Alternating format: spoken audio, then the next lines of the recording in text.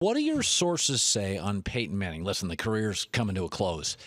I always assume television. Right? What do your sources say? It's fascinating. So there's a couple places with holding patterns right now, and one of them is Tennessee, who has an ownership situation that's in flux. Yes. They have an interim CEO who's coming from the Bud Adams days when they were the Houston Oilers, who's now kind of running the show.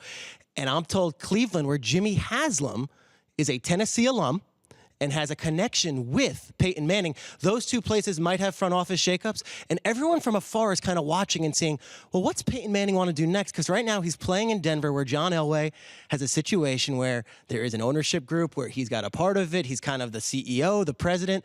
And before we rush to put Peyton Manning on Fox or CBS or ESPN or NFL Network, there might be a place for him in one of these front offices.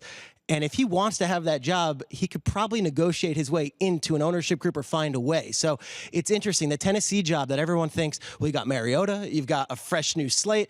Everyone's kind of saying, hold on, let's see what's going to happen with Peyton Manning when he retires, because you don't necessarily want to take a GM job and then after the fact, you're told, well, wait, your president is Peyton Manning. It's very interesting. About a year ago, somebody offered that to me, and they said, keep your eye on Tennessee. And it wasn't as explicit or as accurate or as detailed as you provided, but it does make that Tennessee gig makes complete sense. And you want to add to this, his wife is a partial owner of the Memphis Grizzlies. He already owns a bunch of Papa John's, which we laugh about the commercials. He's making a killing on these Papa John's across the Midwest. He owns a lot of them. He owns chains of them. So Peyton Manning's a businessman. Let's not forget that. Like Peyton Manning, although there's a funny joke around the league. Do you remember the commercial that Peyton Manning turned down?